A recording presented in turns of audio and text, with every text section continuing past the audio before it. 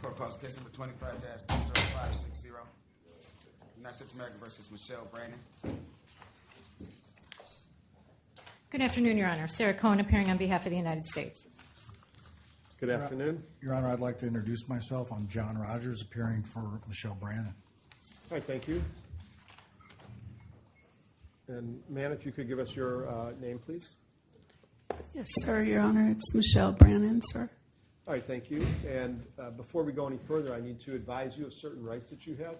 You have the right to remain silent, which means you don't need to say anything to me or answer any questions anyone asks of you, and anything you say can be used against you.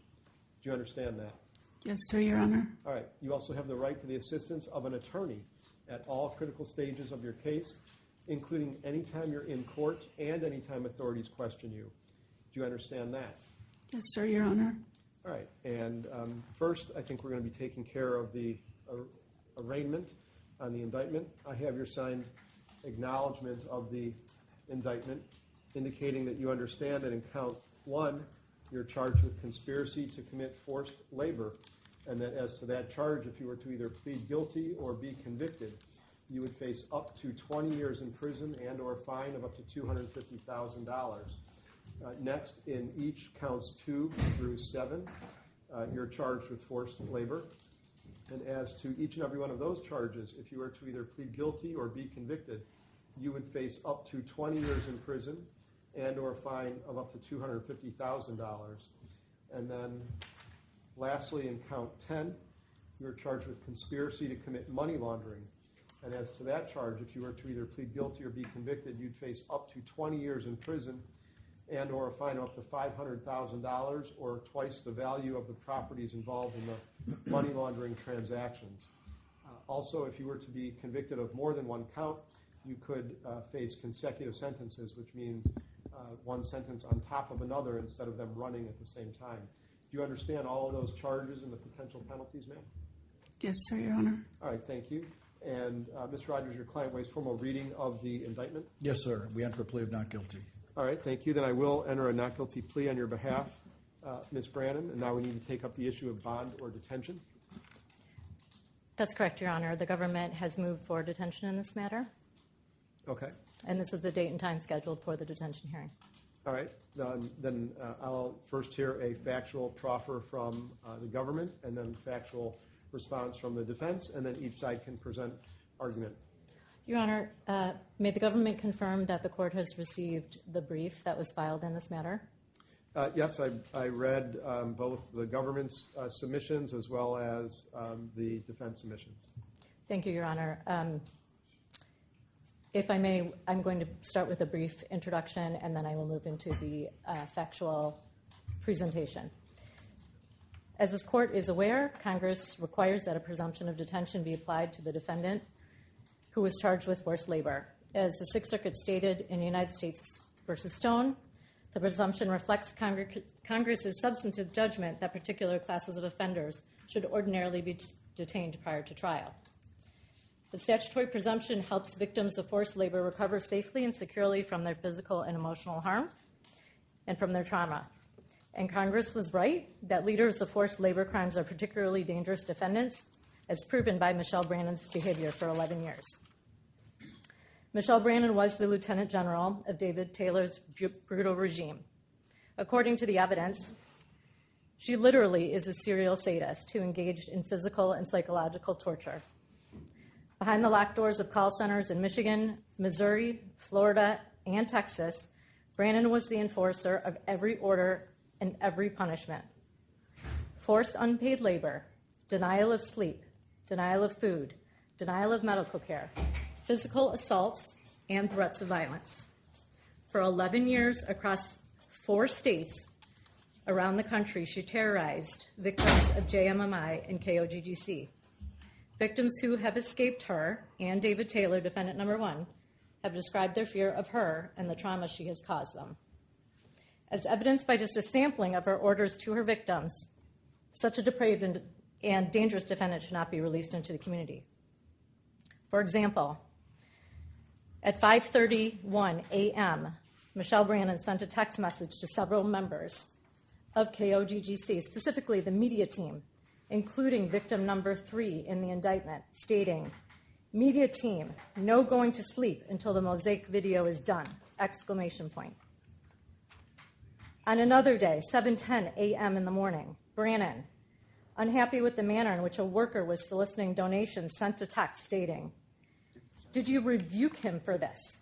He needs to be raked over the coals for this. He can die for this!" Exclamation point, exclamation point. On another day, at 11:46 p.m., Brannon texted a group including victim number 2 in the indictment. From Apostle, meaning David Taylor, warning, tent and garage judgment starting tonight for 7 days. If after 7 to 14 days there is no change, it's the public shelter for 1 solid month. At 4:57 p.m. on another day, which should be the close of business for an ordinary, normal work environment, Brannon texted a group including victim number 2 in the indictment. Warning from Apostle, again, David Taylor. Top 6, your low numbers each day. It has to stop now, in all caps. You will be punished constantly until you obey and train your heart and mind to obey the training. Brannon's leadership is also documented in recorded staff meetings. For example, in March and May of 2023, Brannon said, We have to tell them to turn in their stats every hour and get on them. Give them consequences, taking meals. Yesterday, I was so irritated seeing, and we had to take food away or give them bland food for just seeing some of them raising 200 and then 400 over the course of 6 hours. And these are people who know how to raise money. And again, in another staff meeting, she's recorded saying, "What makes me so angry is for people to be dishonorable to you," speaking to David Taylor. For example, she's heard saying, and she gives the name of a worker who the government will not identify in a public forum. "The worker in the middle while you began the meeting," referring to Apostle, "when you started the meeting, he or she went into the weight room and fell asleep. He was awake when you first started the meeting. How he got by non-executive and all of the staff, he went into the weight room and fell asleep during your meeting. These are the type of stuff that's going to kill people. Why did he fall asleep? Because he was sleep deprived. Or she. Why did she fall asleep? Because she was sleep deprived." Again, the government is not identifying who Michelle Brannon was referring to. As the sampling of text and recordings demonstrate, Brannon was the lead enforcer of JMMI and KOGGC, not the mere victim of David Taylor. Brannon was particularly known for a traumatic punishment called rebuking, which she references in the text message that the government recited to the court. Rebuking occurred when any of Brannon's workers failed to meet a monetary quota, disobeyed Taylor or Brannon, or violated any rule imposed by Taylor or Brannon. During a rebuking, Brannon or someone ordered by her got inches from the face of a worker, screamed at them, and called them names like stupid, dumb, wicked, Nigga, and Lucifer. Many times, victims were forced to kneel and repent to Taylor and to God. Rebukings could last a few minutes to a few hours, depending on the situation. Many were done in public in front of other laborers as a form of public humiliation. Again, in the presence of Michelle Brannon or someone ordered by her. In addition to being the lead enforcer, she was the financial leader of the criminal activity. She was given this position of trust by Taylor in part because she was the best at manipulating callers into giving donations. She was so good, she was called the top closer. And she was so good at manipulation that she trained her victims to extract donations from callers.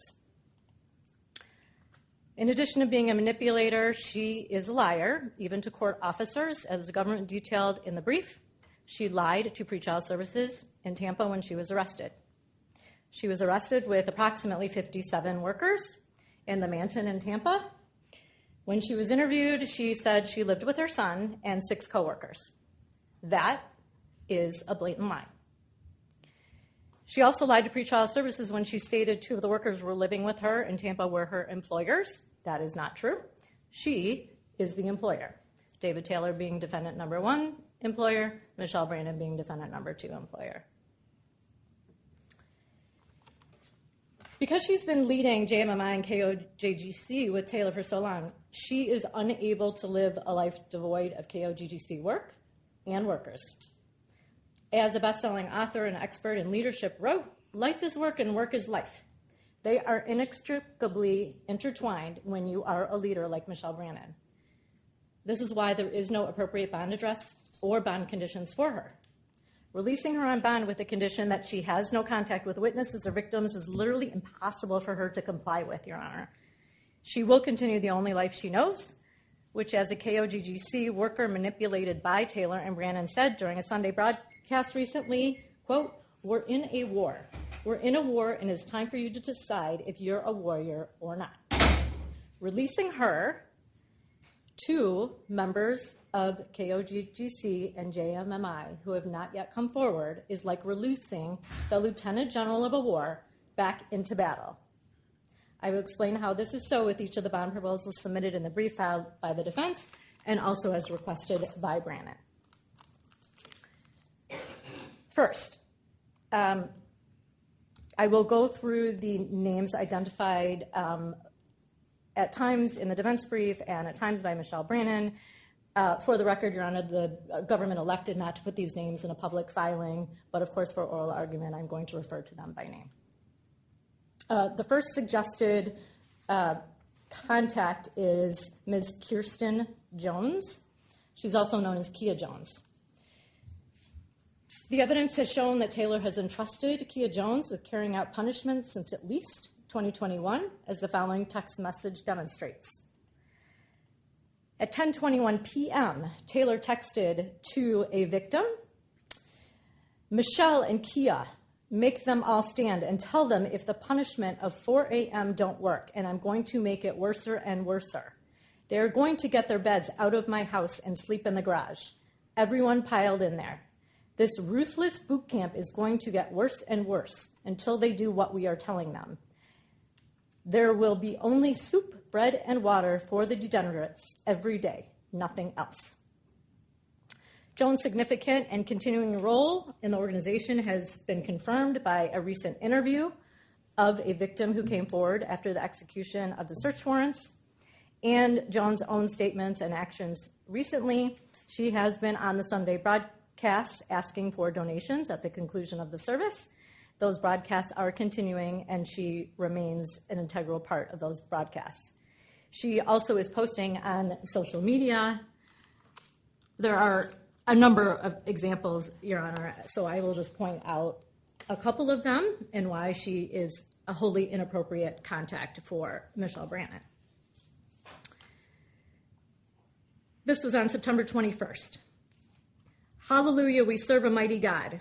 Apostle David E. Taylor is coming out of this fiery trial and won't even smell like smoke. Michelle Lynn," which is Michelle Brannon's current name, "is coming out of this fiery trial and won't even smell like smoke." Another social media post from Ms. Jones. "I became a full-time missionary in 2015 under Apostle David E. Taylor's leadership. My life has been more than I ever have prayed for." And again, another Facebook post. This was on August 31st, again after the execution of the search warrants. "So glad to be back on Facebook, so I can tell the world I stand with my general and spiritual father, Apostle," referring to David Taylor. So, that is Ms. Jones. Moving on to Amanda King, Charles Smith. Is Ms. Jones alleged to be a victim of KOGGC?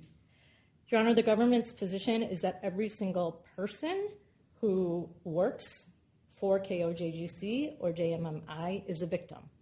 Whether they have come forward and admitted to themselves and to the government that they are a victim is another question.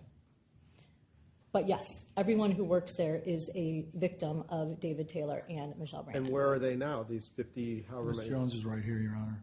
She can address, if the court wants to address her, she would categorize herself as anything but a victim. All right. I guess I don't understand where, you said there were 57 people residing at this mansion?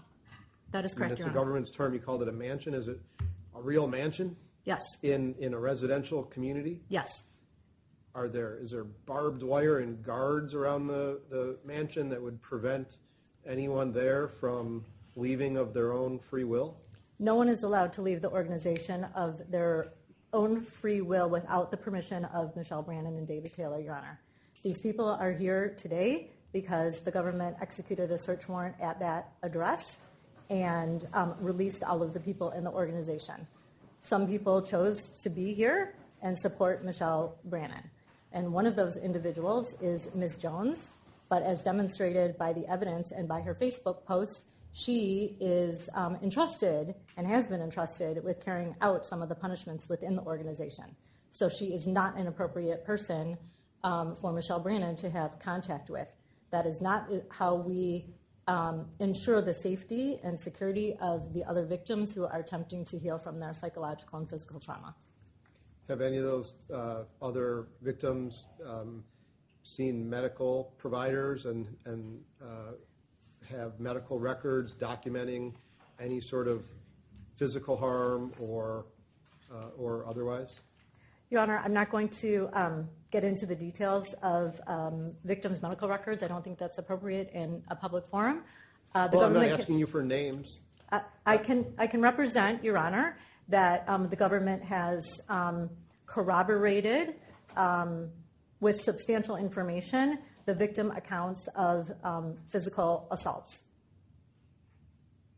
And just give me examples without names. When you say physical assaults, are there Sure. people with broken bones? Are there people with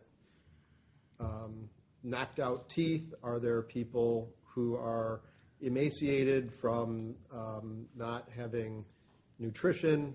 I'm just trying to understand the facts behind the allegations of severe physical abuse.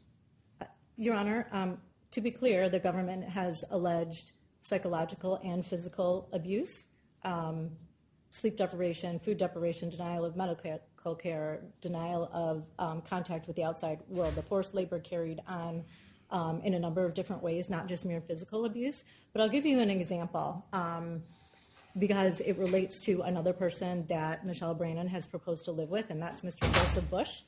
I'm sorry, what was the name? Mr. Joseph Bush.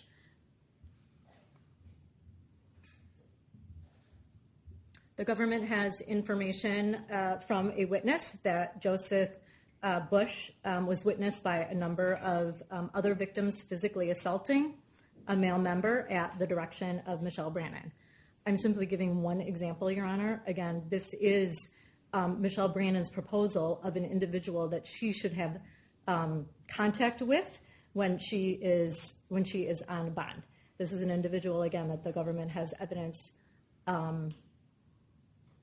of physically assaulting individuals within the organization. And again, I'm not going to be tied to a specific number for purposes of a proffer. So I can certainly provide additional information about Joseph Bush, but to answer your question, he is one of the individuals who has been seen assaulting another member at the direction of Michelle Brannon. All right, moving on to, we've discussed Kia Jones. I'm going to continue to discuss Joseph Bush because that is an individual who has been proposed by Michelle Brannon. Joseph Bush admitted to the FBI on August 27th, the date of the execution of the search warrant, that he was one of the leaders of the organization, and he actually admitted that he was, and I'm paraphrasing, the third person in charge of the organization. Shortly after the execution of the search warrant, he went to a Chase bank to access accounts. He was not able to take out money because the government had frozen the accounts, but he did go to a bank, and he did so because he is a signatory on many of the accounts. He's been in the organization for a long time, probably about 10 years. He's a lead host in online events. He posts on Facebook, and most significantly, Your Honor, Joseph Bush was with a number of victims at a victim services center in Tampa during the execution of the search warrant. There were a number of victims who wanted victim services. They wanted to speak with the government, and they wanted help from victim services. Without going into great detail, Joseph Bush was present at that location and encouraged those individuals, I will use that term lightly, encouraged individuals not to seek the help of victim services and not to speak to the government. And those individuals ended up leaving the center that was set up to help these people. So that's Joseph Bush. Another individual is Amanda King. Amanda King was proposed in the defense brief. She is a long-term member. She is very close with David Taylor. I will leave it at that. She operates multiple Facebook accounts, some under different names other than her own. She supports Taylor and KOGGC from the accounts. Excuse me, I'm going to object to that. That's a mischaracterization of what was noted in the brief. All that was noted in the brief about Amanda King is she subleased a piece of property in this jurisdiction should the court find that preferable over the original suggested location of Tampa Bay, Florida. Okay. All right, Well, I guess the thing I'm not understanding is pretrial services in their recommendation, number 5 is avoid all contact directly or indirectly with any victims, witnesses, or co-defendants. And so it would seem to me that the government should be able to identify those people, and we can craft if the court is inclined to release the defendant on a bond, you can identify the individual she's not to have contact with, and you say, well, of course she's going to. She won't be able to abide by that condition. But if there's a condition and the defendant fails to abide by it, then there's grounds to move to revoke the bond. But I guess I'm not understanding why really the government's point in light of that condition that she not have contact with any victims anyway. Let me try to explain, Your Honor. This organization has been in existence for decades. Michelle Brannon joined the organization in 2013. The number of people who have been involved in this organization is a list that the government simply cannot provide at this time. It is impossible to provide a comprehensive list of people that Michelle Brannon cannot have contact with. So the point of the government's proffer today, and in response to the defendant's request in the defense brief, is to identify those people that she wants to live with, those people that she wants to have contact with, those people that she has proposed to have contact with and to live with, and how those are not suitable individuals for a number of reasons. In addition, there are no people outside of this organization that the government is aware of that Michelle Brannon has reliable contact with. There are not. This has been her life since 2013. So the court is, respectfully, I'm suggesting, the court is setting her up for failure. And that is not appropriate in a presumption case, 1. And 2, it is very scary and traumatic for those victims who have come forward and are depending on her incarceration for their safe and secure rehabilitation. Again, there's a reason why Congress has applied a presumption of detention to this case. And it is on the defendant to produce evidence that she is not a flight risk or that she is not a danger to the community. And that has not been done. Well, I've only asked a couple questions, and well, I haven't reached any conclusion, but at the same time, it would be inappropriate, I think, to not recognize that the pretrial services officer in Florida recommended a bond with fairly minimal conditions, and our pretrial services officers have recommended a bond with very extensive conditions. and the government's factual proffer to this point has been fairly lacking in detail about the type of actual harms that are alleged. And I read everything in the brief, and there's just not a lot of facts. I respectfully disagree, Your Honor, with regard to the lack of specificity when you consider both the details in the indictment, the details in the brief, and the details that I provided during the course of my proffer. But since you've referenced the pretrial services reports both in Tampa and Detroit, let me go through those and explain how Michelle Brannon has lied to the officers and why the recommendation is not appropriate. So beginning in Florida, the government has already explained how she lied to pretrial services there, both in the nature of her living situation in Tampa and the nature of her employment. So it is, although it is surprising that they recommended bond, it is in part because she misrepresented her living situation and her employment situation to that pretrial services officer. To the extent that the defense proposed that was some misunderstanding, the pretrial services officer filed an addendum in Florida confirming that the pretrial services officer reached out to the defendant's employers, Joseph Bush and Kia Jones, and that they returned the call. So there was not a misunderstanding. She misrepresented who her employers were. She is the employer of Joseph Bush and Kia Jones. Now that she is in custody, they are taking on a more active role in the organization and furthering the activity. I will leave it at that. Are they under indictment? Sorry? Are those individuals under indictment? Not in the current indictment, no, Your Honor. All right. Moving on to the current pretrial services recommendation, Your Honor. Again, pretrial services, it is not necessarily their role to acknowledge the presumption of detention, but I am here to remind the court that the presumption applies. She references, again, she's misrepresenting to this pretrial services office the nature of her friends and her caregivers.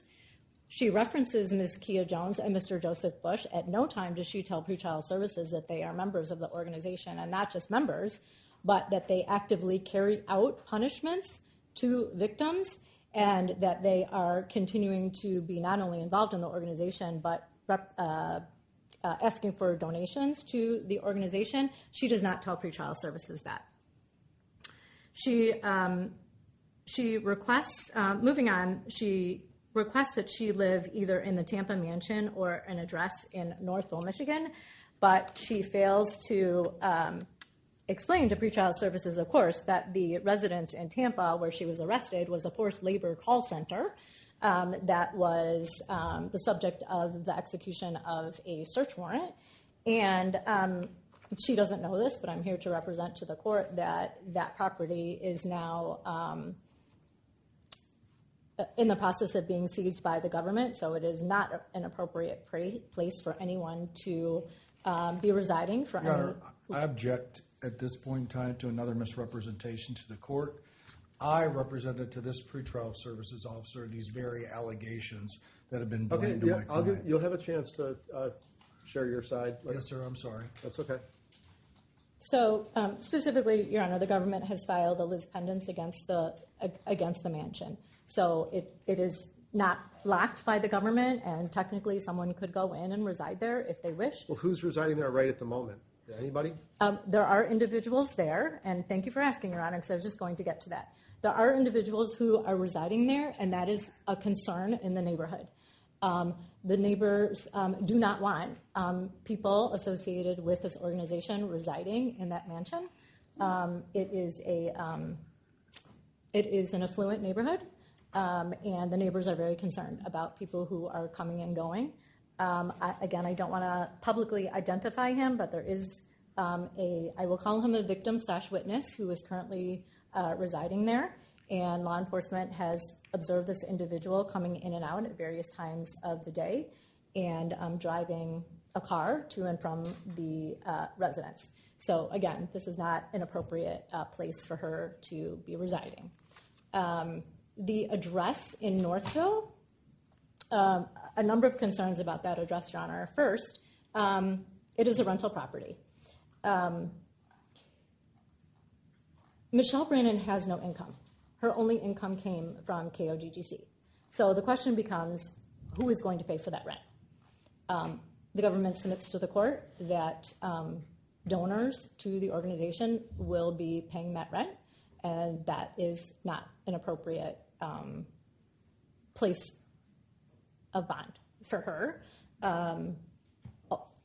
For that reason, because she has no money to pay for it, and also because it is approximately, I will just say, it is in proximity to what the government will refer to as a women/children's house, where some of the women and children in the organization are currently residing. They are, I don't want to identify how far apart they are in a public forum, but they would share commercial and shopping areas.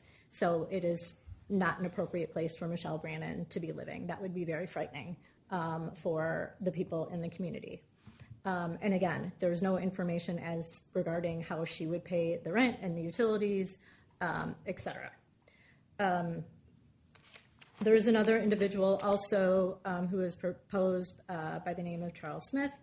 And again, I don't see that request by Michelle Brannon. That's a request by the defense. So I can reserve a proffer regarding Mr. Smith if that remains a proposal by the defense. But the point of this proffer, Your Honor, regarding bond is that there isn't a person that Brannon can be with who is disassociated from this criminal organization. She doesn't even need to be with anybody, though. There's the pretrial services isn't recommending, doesn't saying, well, she can be released only if she's in the third-party custody of somebody else. Well, right? True, but the defense is requesting that she be given care by individuals who are still a part of the organization. So I guess I'll wait to hear what the defense argument is.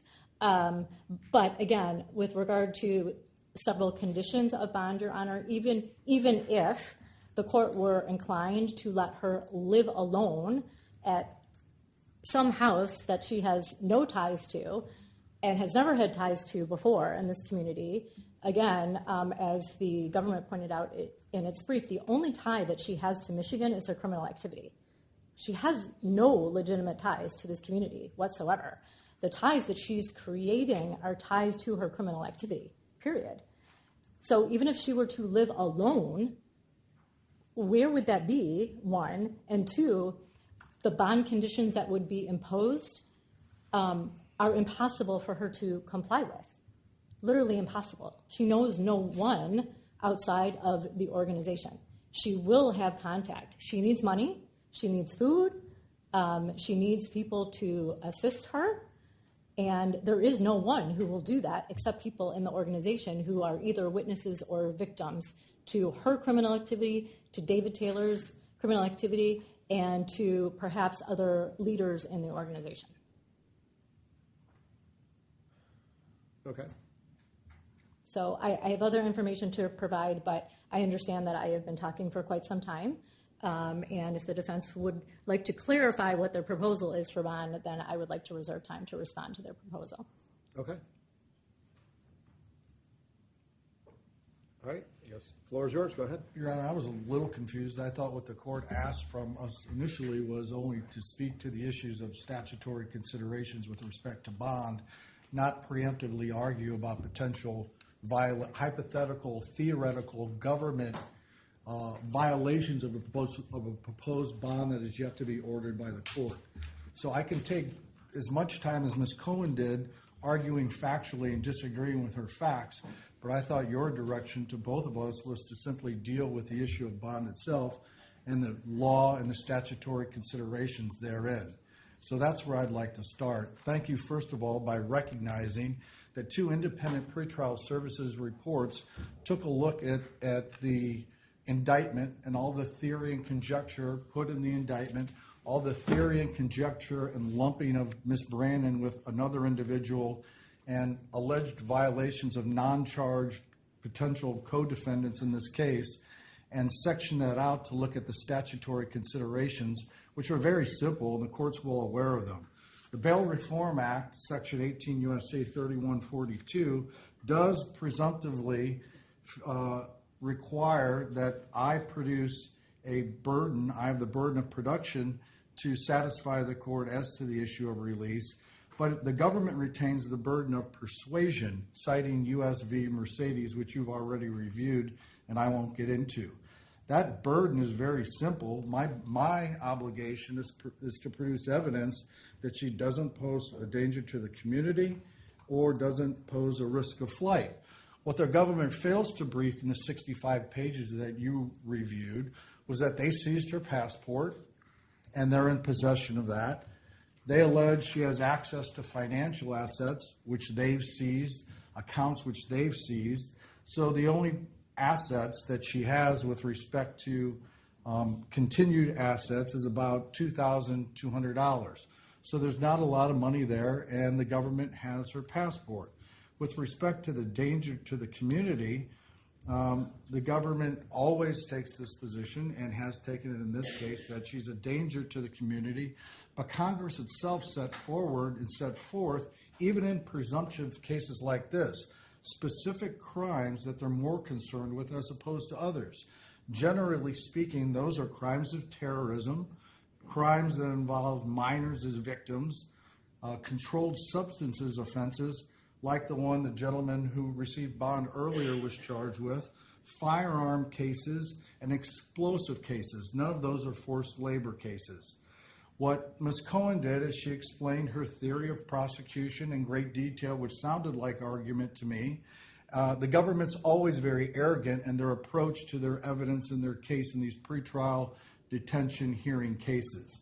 I haven't been provided with I wasn't saying anything was arrogant. I was. I am saying, generally speaking, the government takes and this is not a personal attack, Mrs. Cohen is a professional to deal with, but the government takes an arrogant approach to the weight of the evidence consideration that is before you. One that, as a defense attorney at this preliminary stage, has been confronted and has been proven to be false in every acquittal in every criminal court case across this country time and time again. The weight of the evidence in this case, I will tell you, without any evidence being presented to me whatsoever, I have dealt with, I concede and I'm aware that at the Tampa Bay particular residence, there was a number of people that were detained by the government and pressured by the government to no longer participate in the religious church and the religious activity. They were told the government's theory of prosecution and felt threatened.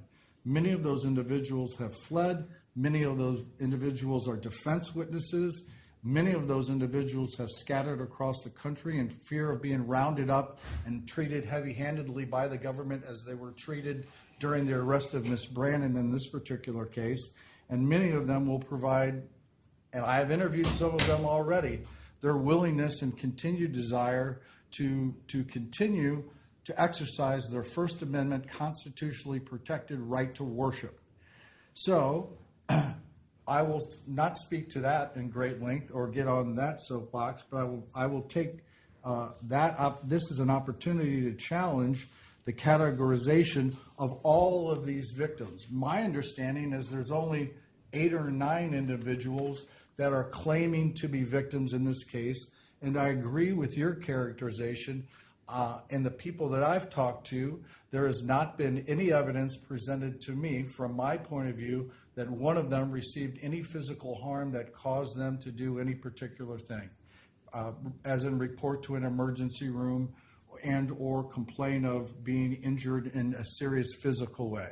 So when you look at the government's indictment, it does talk about psychological harm.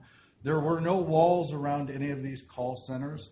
There was freedom to exercise one's right to leave at any point in time. There's a group of individuals in support of Ms. Brannon who have come to her aid here today who will say there's a number of ex-church members that will be valuable defense witnesses at the trial that we intend to have that will support the contention that you can come and go as you please and that you can maintain respect for the church and a common worship outside of the confines of the institution itself. And I say confines, I just mean the different places of worship around the country, some of which were being used as call centers to reach out during the ministry to a variety of individuals. I don't want to try the case in front of you today, which is what I believe the government has spent most of their argument trying to do. I will look to point out to the court what my burden is with respect to making the initial threshold to try to convince you that bail is appropriate. I look to the very same factors that your pretrial services report looked to. I would point out my client's in ill health. She has had a cardiac event since we had a recommendation from a jurisdiction in the Central District of Florida for bond with minimal conditions. We waived the opportunity to have a detention hearing there so we could get back to this jurisdiction and make this argument before you. During the time period where she was incarcerated, she was hospitalized no more than 3 occasions for 6 days. She had a mild heart attack. They had to undergo a cardiac event where they put a stent in her heart, and the recommendation given to the Marshal Services, based on my understanding from the detention facility and the medical officials, was that she seek the attention of a cardiologist upon her release. She has no prior arrests, no prior convictions, certainly no 3 prior criminal convictions. These are allegations. Certainly we understand when you look to the indictment, and I won't repeat all the lumping that the government has attempted to do in their argument today with respect to text messages to third parties and individuals that are not currently charged with any criminal action of any sort. There are, with respect to the risk of flight, I've already noted to the court that the government has their passport. She has no access to funds that are any bank accounts right now other than $2,200. She is not unlike any other potential defendant on bond in this jurisdiction and across the country. Yes, she has access to credit cards. Yes, she has access to PayPal accounts, etc. Maybe she will or maybe she won't receive support from individuals that are associated with the church to maintain her lifestyle. Maybe as a condition of bond, this court will tell her to get a job. These are all arguments for conditions of bond, and we will adhere to whatever conditions of bond you think and to be deemed reasonable in this set of circumstances. There is a protective order issued in this case currently. We have consented to that protective order. As a practical matter, that's not a leading consideration for the court. But if the government suspects or has any theories that their case could be compromised in any way, we've done all we can at this stage of the game at the request of the government to protect the integrity of the investigation by not disseminating any discovery or any material or identifying any potential victim or witness. What I can tell you from third-party interviews, and I can't validate the substance of this, but that some of the government's own complaining witnesses who are alleged in the indictment are acting as government agents by reaching out to other members that were associated with the church who have since left the church to see if they will join them in litigation moving forward. So, all that being said, I don't think I need to go through all of the issues that I briefed or didn't brief. I think U.S. v. Valcourt mandates your consideration as to whether or not there are any conditions or combination of conditions of release that will reasonably assure her appearance, the integrity of this procedure, and the safety of the community.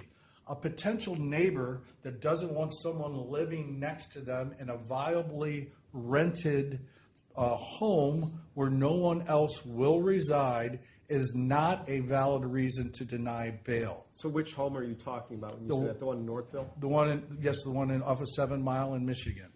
I don't know who the neighbors are. I haven't had the time to speak to them, and they're, quite frankly, the argument's an irrelevant one. Is that the principal place where you're proposing that she reside on bond? I'll defer to you. Her medical the reason we suggested the place in Tampa was because all of her, with all the medical issues that she has, the arthritis, the vertigo, the heart issues, she has doctors in that area. There's no one living there currently, not a single person. Of the 30 people that are alleged to have been there, no one lives there. We were simply proposing two individuals live there with her. One is her 22-year-old son, and the other was Miss Jones, who is affiliated with the church, but she's not charged in this offense. And we only suggested her because she has a track record and history of providing transportation and intimate knowledge of her physical situation, and routinely transported her to the doctors. But we defer to you in this issue with respect to that, and I would like an opportunity, certainly, should you choose to give us bond in this case, in conjunction with everything that's been recommended to you by 2 pretrial services offices, that I'd like to be able to have some input as to those conditions, but we would respect and adhere to all of your decisions with respect to this argument moving forward.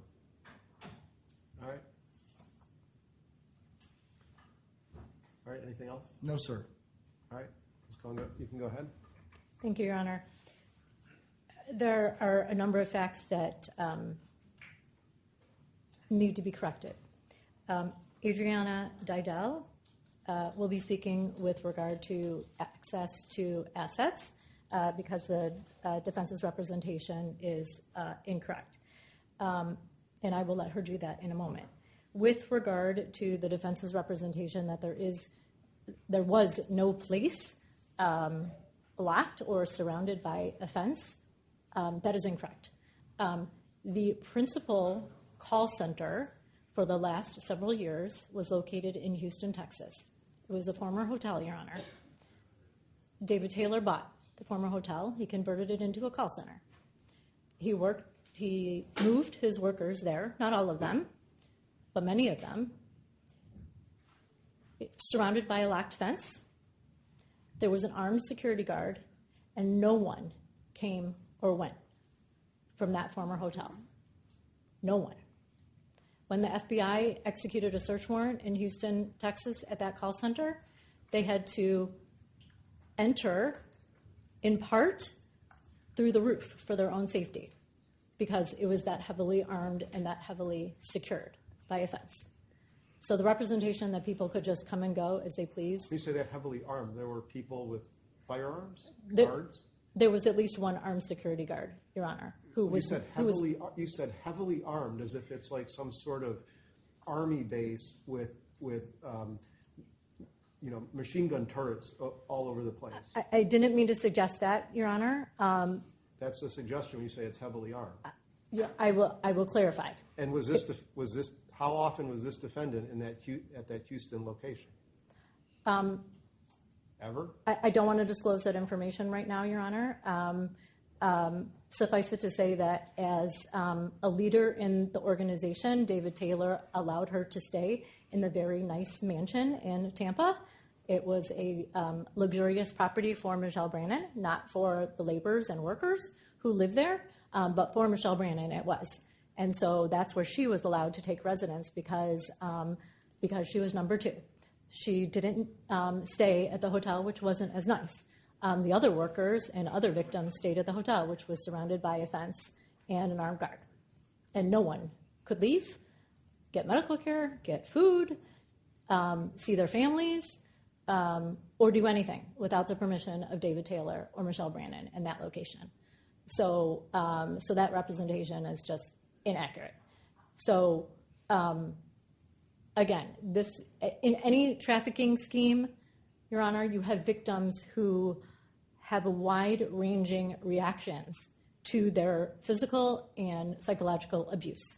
Some are ready to come forward and tell what happened to them. Some are not yet ready to come forward. The execution of these search warrants was just August 27th, merely 30-some days ago. So it also is inaccurate to say that other witnesses aren't coming forward, and it is quite natural for victims who have elected to come forward to encourage other people who have been similarly victimized to have the courage to come forward, especially if defendant number 1 and defendant number 2 are incarcerated, so they feel safe coming to the government and telling their story about victimization. In trafficking schemes, victims will not come forward when they have been so severely psychologically traumatized and in some cases physically traumatized. And again, it doesn't always mean that they were punched, although there were physical assaults. But when you are so sleep deprived that you describe the feeling that you have as in a fog and you can't even think straight because you're not sleeping and because you're not getting proper food and because you're forced to do everything that Brannon and Taylor tell you to do, it takes some time to remove yourself from that situation and not be afraid of David Taylor or Michelle Brannon any longer. So the government is asking that this court incarcerate Michelle Brannon, defendant number 2, so that the community is safe from her. And because the defendant has not met their burden of production, quite frankly, and our burden of persuasion has been overwhelmingly met. The only thing that we haven't discussed today yet is her access to assets. We did reference that in the brief some, but Adriana Didel can address in detail the mischaracterization. She has access to far more money than just the $2,200 that the defense represented. That is not what I represented, Your Honor. Right, well, I apologize if I heard it incorrectly, but Ms. Didel can explain the access to assets. But is that the extent of your factual proffer about this defendant's actual involvement in the wrongdoing here? And I'm just trying to understand. I mean, looking at the indictment, like page 7, says she required the victims to work long hours without pay. I mean, what does that mean? Exactly what it says. She required. Did someone point a gun to their head? Were there? I mean, I don't know. There's just, and then today is the hearing that is supposed to establish by clear and convincing evidence that the defendant is a danger. This is just an allegation, and it's a very vague allegation. And so I was expecting to hear perhaps testimony, perhaps victim statements, perhaps medical records without names, but some details about this situation. And I mean, I understand how terrible it sounds on paper. That's not lost on me, the kind of cult environment that it sounds like, but that's not evidence. And so I just wanted to be clear that this is, that's my expectation for this hearing, is that I was going to hear the evidence behind the allegations that would demonstrate by the required level this defendant's dangerousness. Your Honor, for purposes of a detention hearing, the government proffers, which is what we are doing today, and we should clarify for the record that a grand jury has found probable cause for these allegations. The grand jury heard the evidence supporting all of the allegations, and they found by probable cause that these facts occurred and that Michelle Brannon and David Taylor were responsible for them.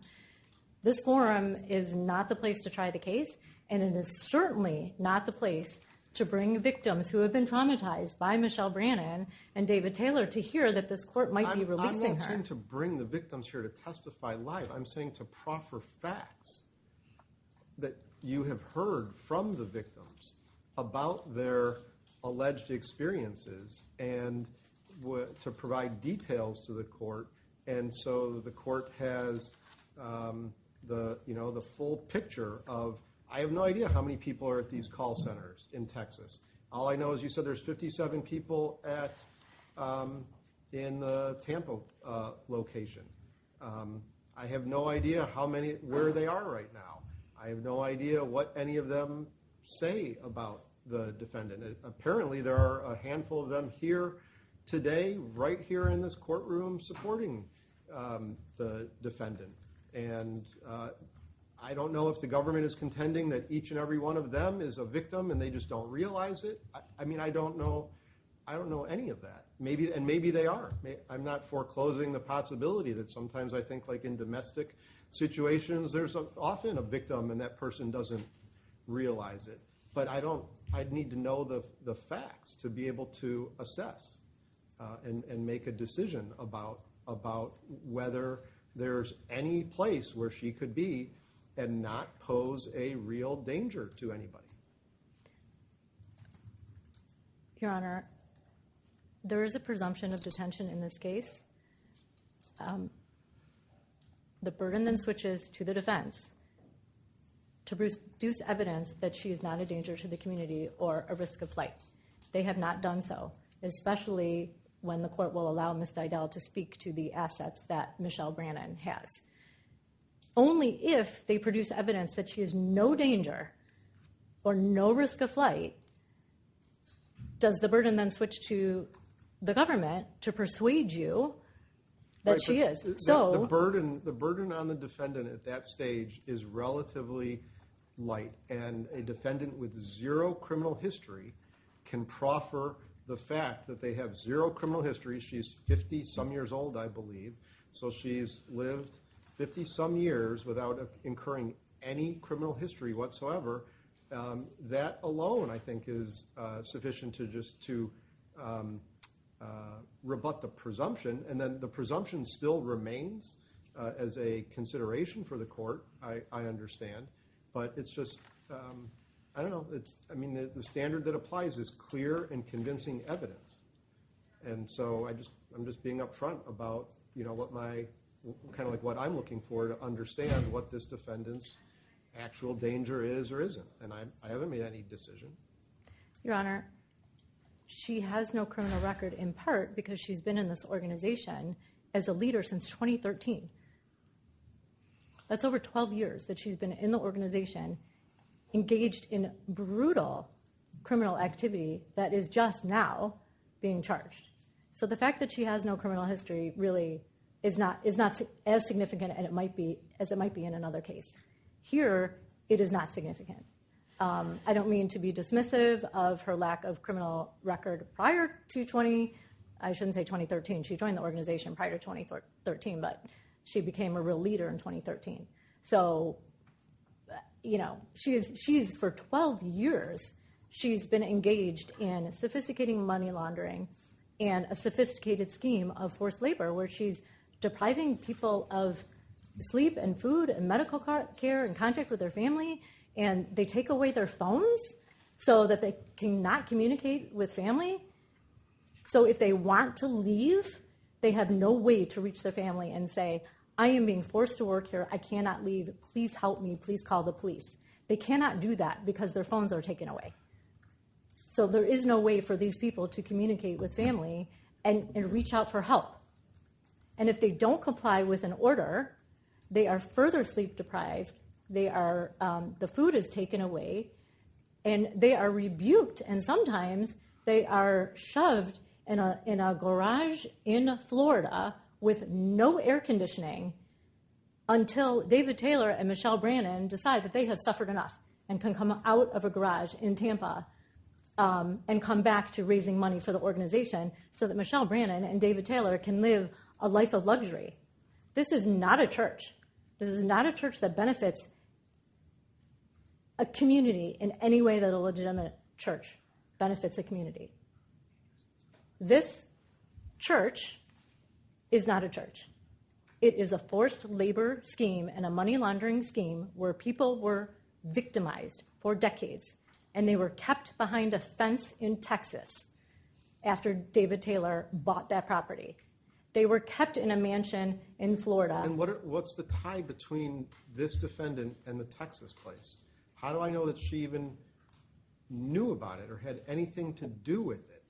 I'm proffering that she, as number 2 in the organization, she was responsible for everything. And as delineated in our brief, she's the signatory on nearly every single account. She knew as the financial leader of that organization.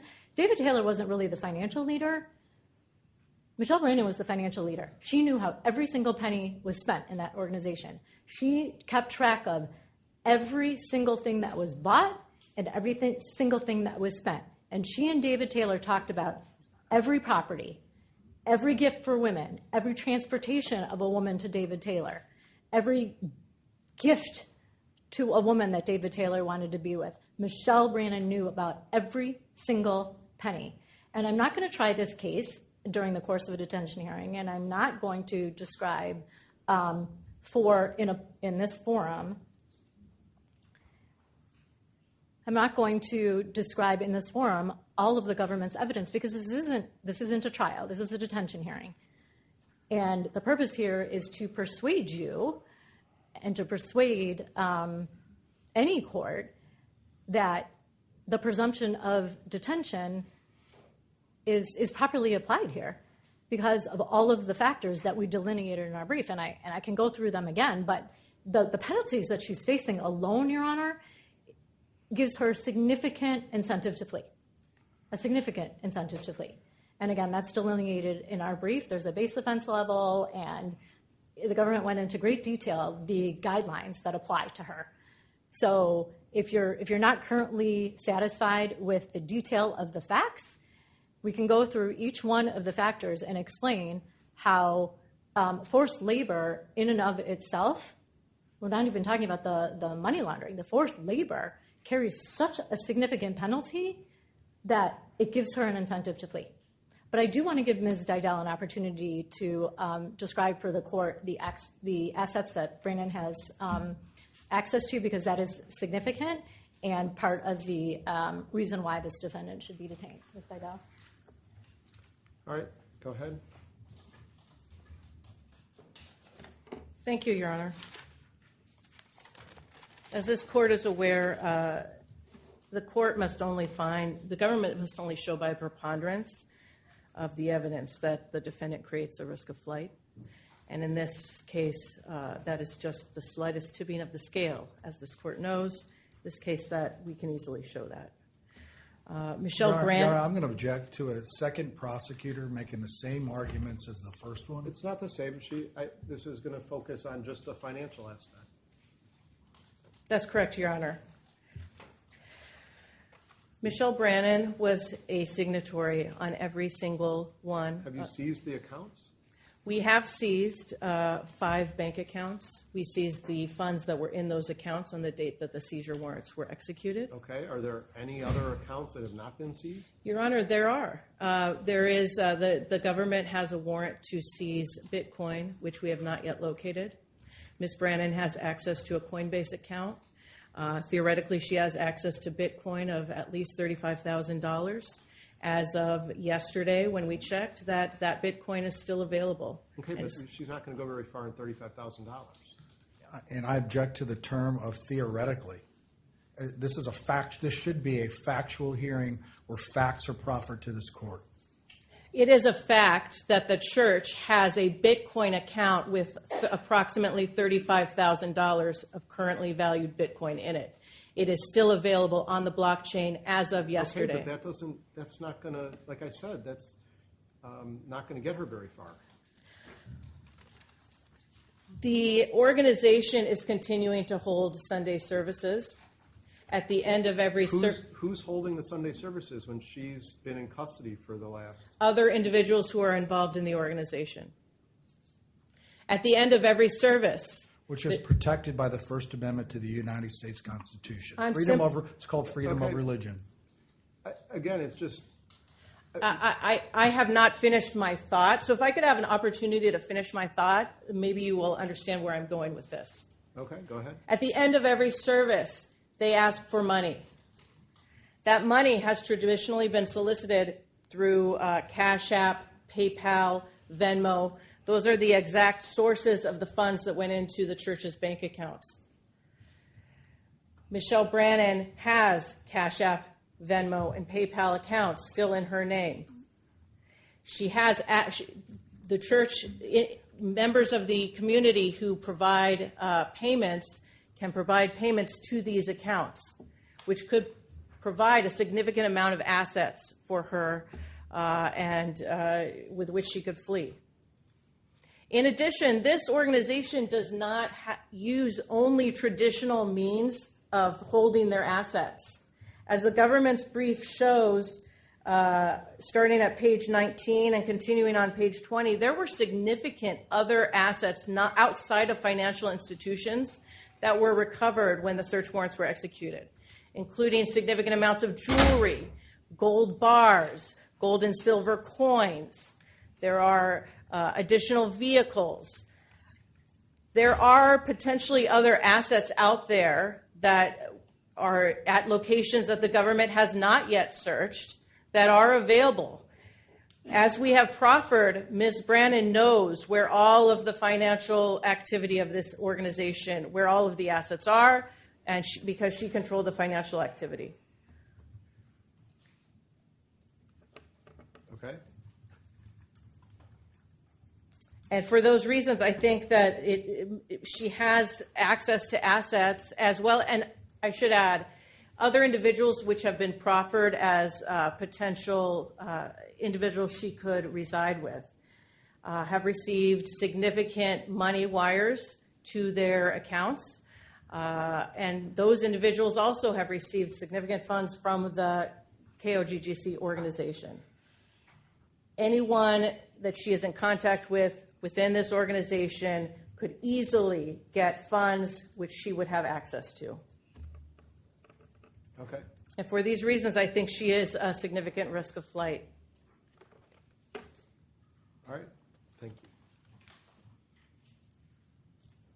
you. Did you want to?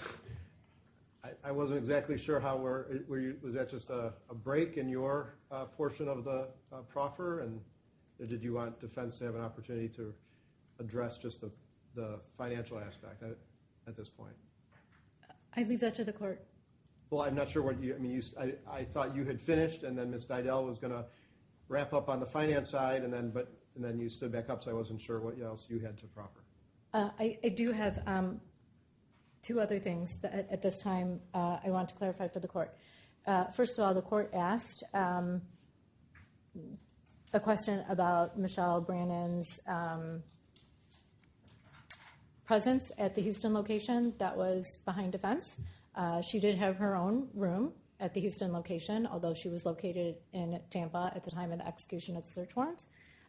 She had her own room there, and she actually had a crown above her bed, like she was the queen of the organization. I have some information that is difficult to present about her son, but if the court is considering releasing her to the custody of the son, I would like an opportunity to present some information about his involvement in the organization. That's difficult, obviously, as a family member, and so if the court is not considering that, I won't present information. But if you are considering that, I need to explain his role in the organization and some of the things that he's been subject to. I guess I don't hear the defense saying that that's the main place where they're asking that she be released to. I just think, again, this is just kind of being transparent, and I haven't made a decision yet, and I think we're just going to need to take a break just for 5 minutes just because we've been going for a while, but just both sides kind of know, like what I'm thinking is that the government can identify anyone it wants as a victim, as a person who has been allegedly beaten or allegedly denied food or allegedly denied sleep or allegedly, threatened. And we could put into a bond condition that the defendant has to avoid all contact directly or indirectly with any of those people. And if that were to leave any of the other individuals that she is, if the individual that she's proposing to, reside with don't fall into those categories. And we have conditions that say you cannot contact any of these other individuals. I guess I don't understand why that would not be sufficient to protect them. And if she violates it by contacting them directly or indirectly, then you've got a motion to revoke her bond. Judge, the government cannot be in a position where it names victims that the defendant cannot have contact with. In a trafficking scheme, the court cannot ask the government to provide a list of victims. That is not, one, public information.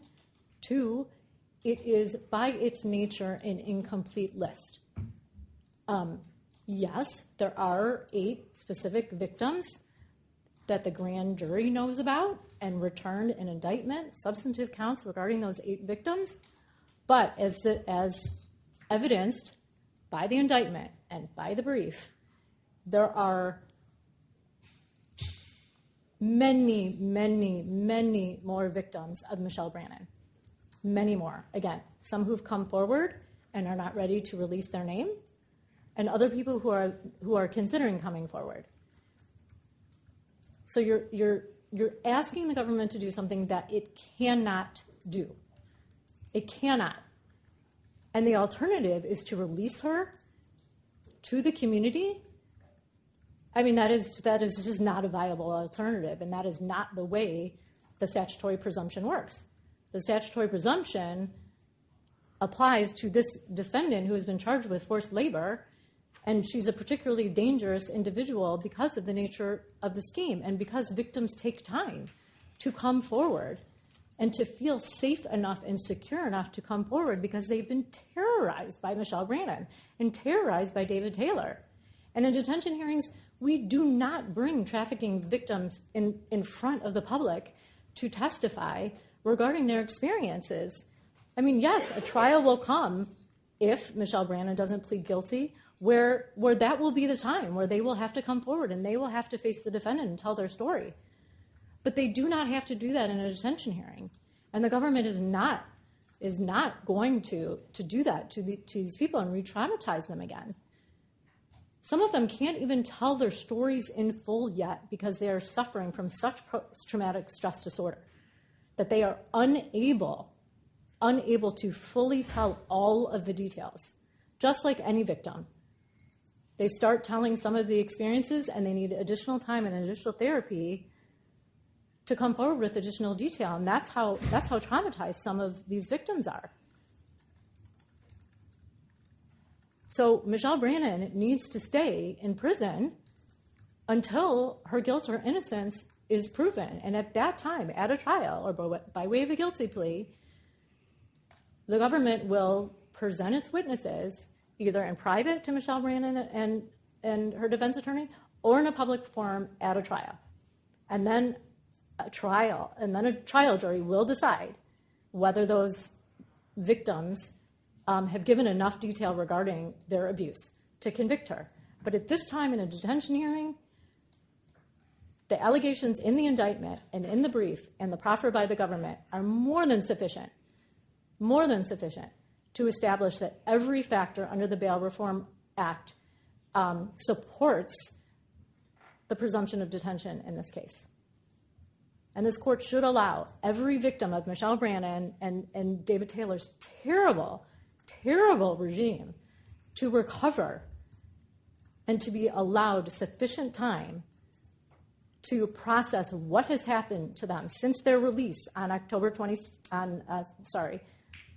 August 27th, and to give them time and the safe space to come forward and tell their story so that, yes, all the truth can come out and a trial by jury can determine whether the government can prove its case beyond a reasonable doubt.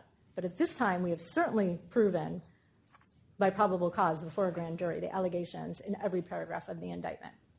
And that indictment establishes, without question, the horrible nature of this forced labor scheme and the crazy money laundering conspiracy that these two defendants were involved in, that literally manipulated donors into donating over $50 million to David Taylor and Michelle Brannon to spend on what? To spend on themselves, on king crab and cars and boats. Not for the community, not for people, suffering in each area of the call center. That is not what they did. Michelle Brannon and David Taylor spent the majority of that money on themselves. They used the fruits of victims' forced labor to live in a mansion in Tampa and to enjoy fancy cars and to have DoorDash delivered. I'm referring to defendant number one. But these are things that Michelle Brannon worked with David Taylor for hand in hand every single minute of every single day. She knew everything that was happening. And what is more terrifying about releasing her is David Taylor, at least, was in Shutaway in North Carolina during the course of this. Of course, he terrorized the victims. Everyone was afraid of him. But he wasn't present with them. Michelle Brannon was present with the victims in Missouri, Florida, and Houston. She was the one who imposed all of the punishment. She was the face that they saw on a day-to-day basis. And she terrified those people who have come forward and told the government their stories.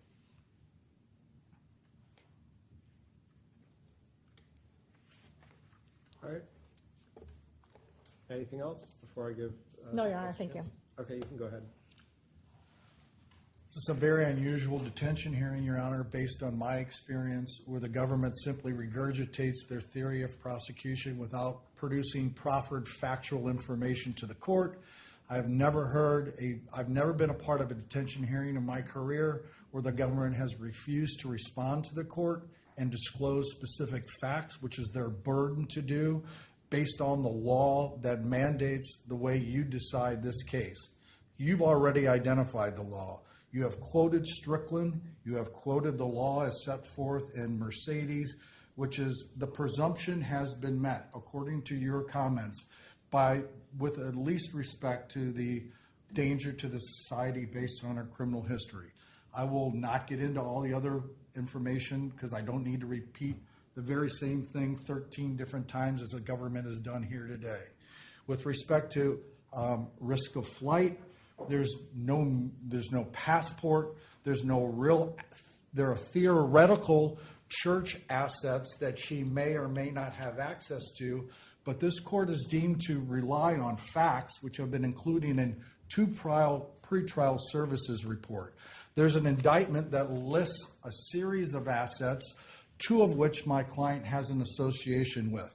So if I hear the word they one more time, every time Ms. Cohen says the word they, it is further evidence of the thin case they have with respect to factual information proffered with respect to this human being. Not a whole global church that is protected by the First Amendment, but to this individual.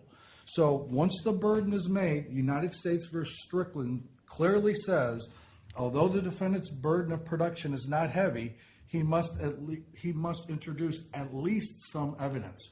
We've done more than that. And so all we've listened to for the last 20 minutes or more patiently is the government's regurgitation of their disgust based on information in the indictment with no factual proffered information that satisfies a denial of bond. I, too, would again simply urge you to follow the recommendation of two independent agencies, your own pretrial services report and the pretrial services agency in the Central District of Florida, and impose the conditions that you deem are appropriate in this case. And I'm glad to speak to those conditions once you've made your decision. All right. I just want to take 5 minutes unless there's anything else by the government. Is there any? I can read additional text messages if you want, Your Honor, but there are a plethora of them. I could go on for hours. I don't believe that is what you're asking for. What you're asking for is witnesses to be presented on the witness stand. That is not what I'm asking for. I'm asking for factual details that establish that this defendant is so dangerous that she cannot be released. And I'm just not sure that things like her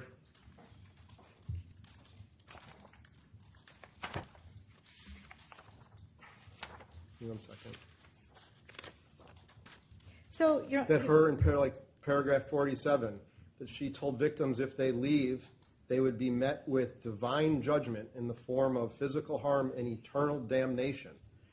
I'm just not sure that her saying that to individuals means that she's such a danger that if we have a condition that she not communicate with those people, that she can't be released on a bond. And so I was giving the government opportunities to present factual detail that might show that she is would be a danger even under the very strict conditions of pretrial services recommendation. So let the government be clear, Your Honor. As the allegations in the indictment state, there are a number of different types of physical harm that occurred in this case. Michelle Brannon ordered, as did David Taylor, assaults of individuals. What does that mean? What do you mean assaults of individuals? When? What type of?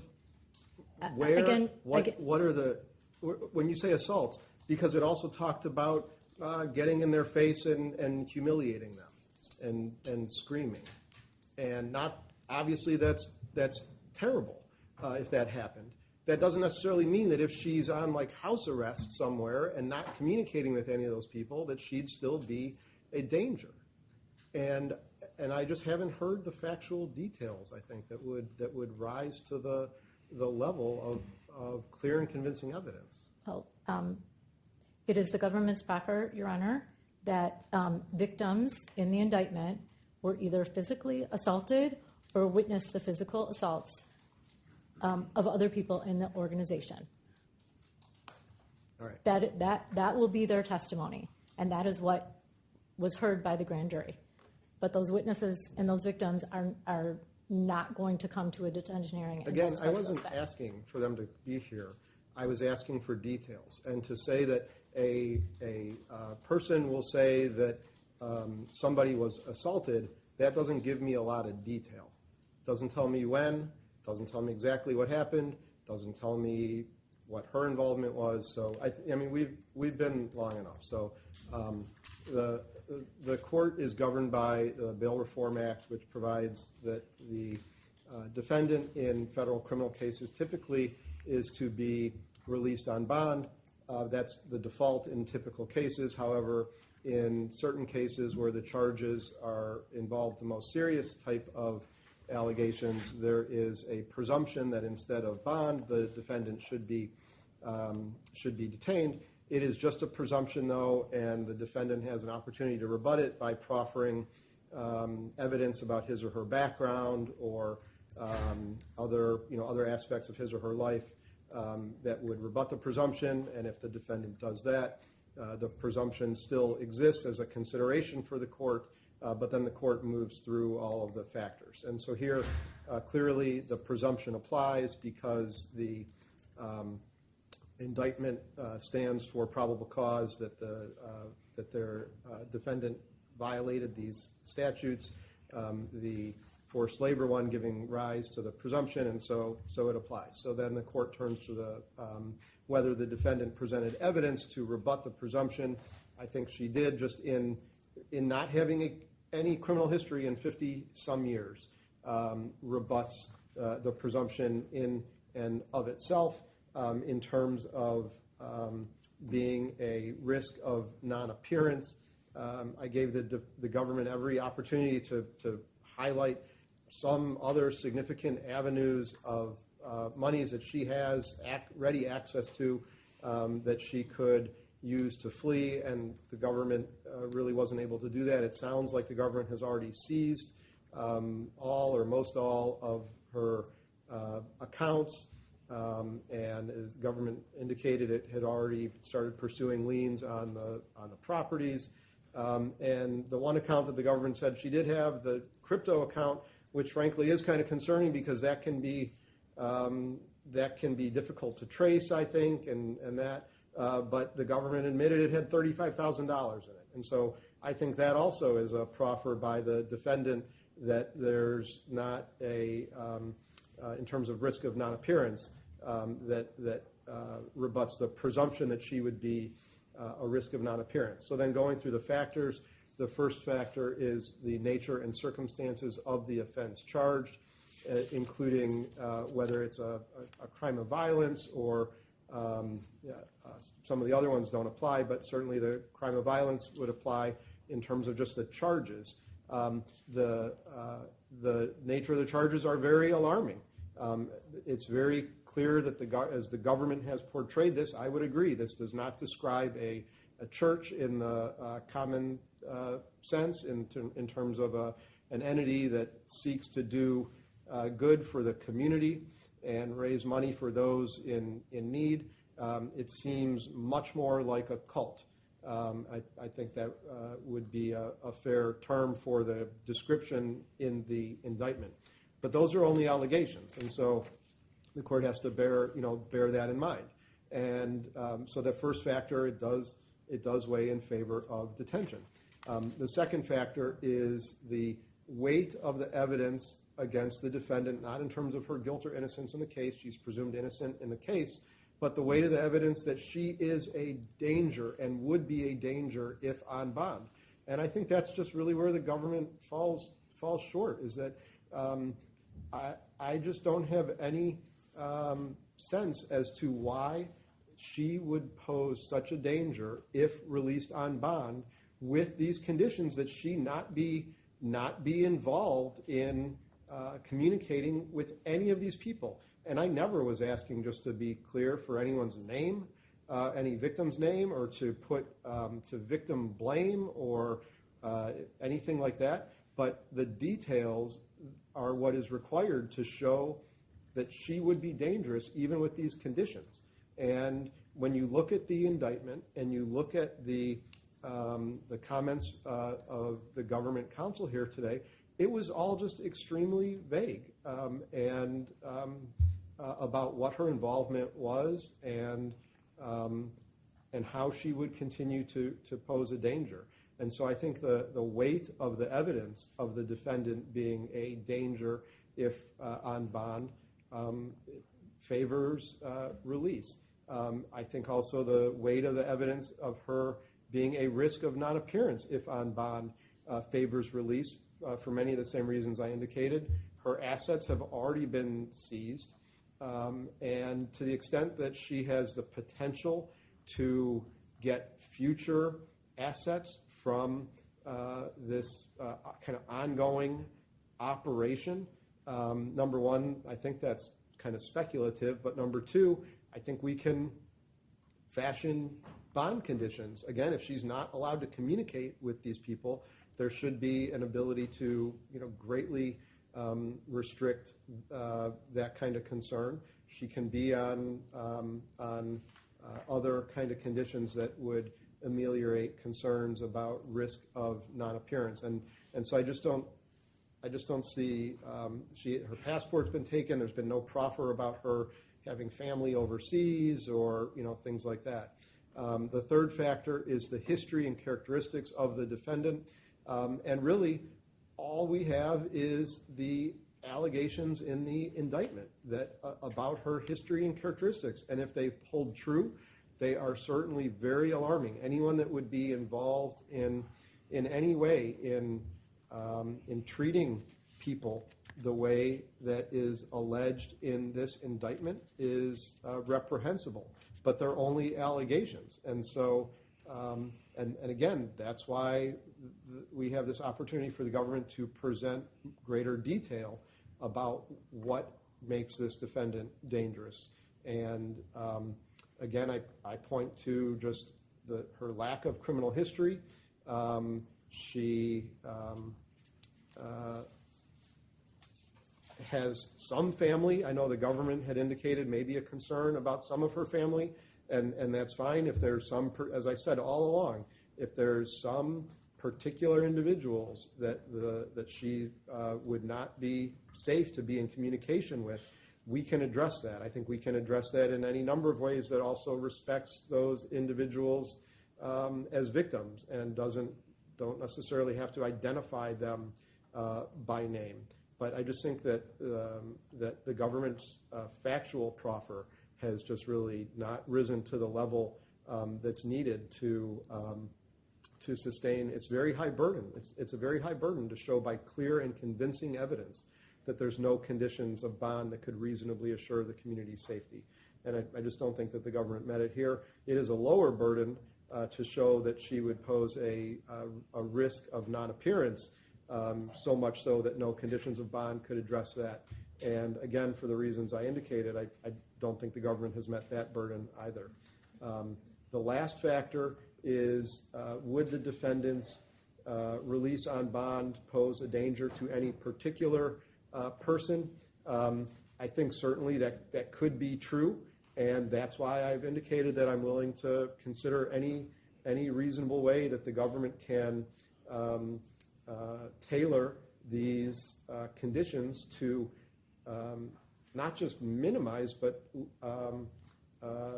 ensure that she will not have contact with the people that the government is concerned about.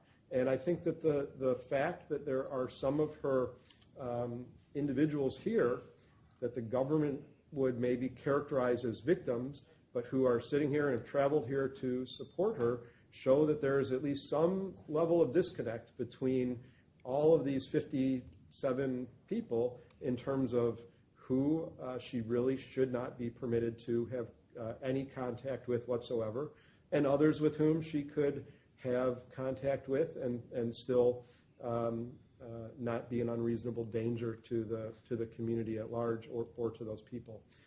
And so for all those reasons, the court will deny the motion to detain the defendant. And I would just go through these bond conditions, which, as I said, are very extensive, and I'd be happy to consider any other ones that the government might want to add or tailor to address any other concerns. You want me just to read them first, and you can we can address those after, or I don't know if you. I know you just stood up. I didn't know if you wanted to address that issue. I just wanted to be sure that the court knew and that the defense attorney knew, and Michelle Brannon knows that the government will be asking for a stay of its release order in order to appeal.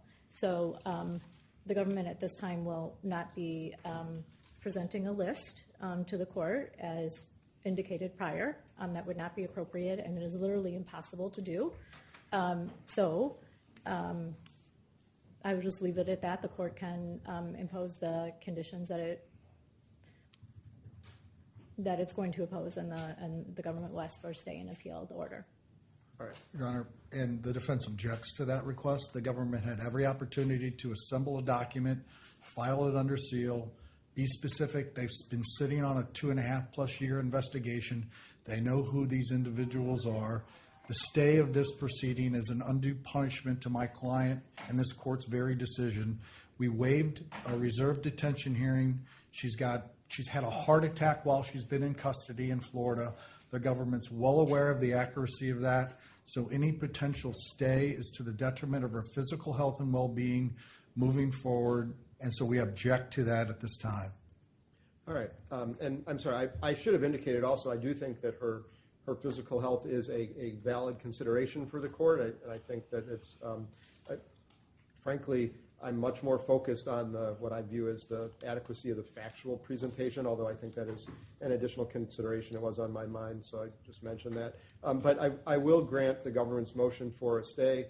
I recognize her wish to have this matter resolved right here, right now. But I also recognize that the charges, as I said, are very serious overall, and I think that it's certainly a valid, a reasonable request by the government to ask the court to stay it for some short period of time. How much? Maybe like until tomorrow, close of business. Does that give you enough time to file whatever you might need? Your Honor, there are some complicating factors. One, the assigned judge is Judge Berg, so the government is currently unaware of his schedule. It is also there is also a holiday beginning tomorrow that may impact a number of people. So there are some complicated factors here. The defense attorney, I'm aware, is from out of town. There's government counsel here from out of town as well. Do you want to see if Judge Berg's available right now? I would be happy to do so, Your Honor. All right. Why don't we just take a 5-minute break? Edry, if you could just try to get Judge Berg's chambers on the line and let them know that they might be coming up to see them now if he's available. All right. Thank you very much. All right. Thank you, Judge.